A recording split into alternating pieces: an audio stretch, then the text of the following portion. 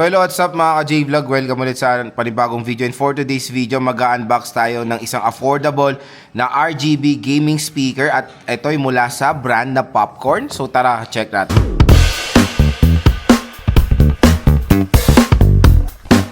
So bago tayo mag-start, kung interested pala kayo bumili nitong Popcorn RGB gaming speaker, yung product link nito nandito sa ating view products, i-click nyo na lang yan dahil mura at bagsak presyo lang itong Popcorn RGB gaming speaker dyan.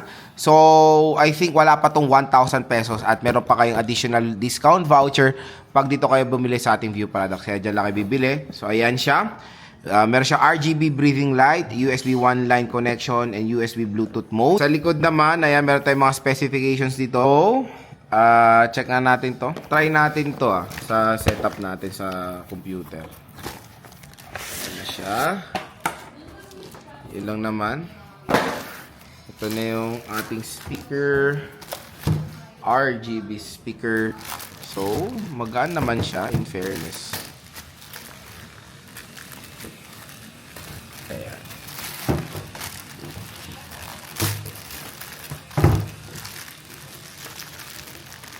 Kunin ko yung laptop ko mamaya. Try natin siya sa laptop ko.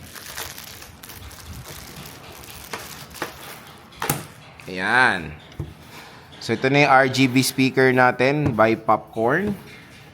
Magaan din siya in fairness. Ito yung volume rocker natin. Ayan, kukonek na natin siya sa ating laptop. O, Bluetooth mode. Pwede pala din siyang Bluetooth Ayan.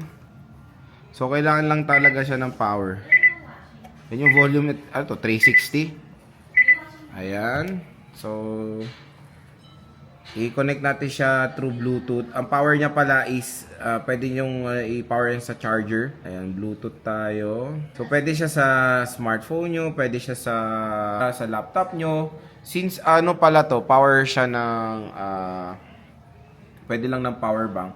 Let's try to connect it sa smartphone na lang muna para mas madali. So, punta tayo sa Bluetooth natin dito sa smartphone natin. Mag-scan to. Hanap tayo ng device. Ayan, nakita na Popcorn. Open natin to.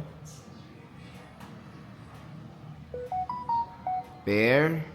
Ayan, naka-pair na siya. So, try natin manood sa YouTube ko. Hindi tayo makapiright. Hello, what's up mga ka-J-Vlog? Welcome ulit sa panibagong video. Ayan, this 2025, nag-decide ako magbalik loob sa... Ayan yung volume. So ayan, maraming nakakamiss of course din ng ating throwback series. Marami ako nakikita sa comment section. Lods, balik mo na yung throwback series mo. Yung mga nag-unbox ka ng mga lumang keypad, tapos saan ba nabibili? Eto na, gagawa ulit tayo ng throwback series. Umorder na ako ng mga lumang touchscreen smartphone na nagkaroon ng special parts. Nagkaroon ng special part karamihan sa mga consumers natin. At for today's throwback series, so meaning ating throwback series Samsung device before. Ayan o.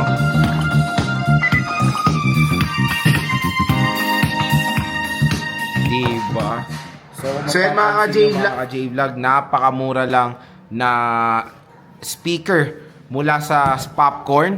Kaya kung interested kayo dito, wala pa po itong 1,000 piso. Meron ka ng aesthetic na desktop speaker ng Popcorn. I-click nyo na yung view products dito para makuha nyo ng mura at bagsak presyo itong speaker na.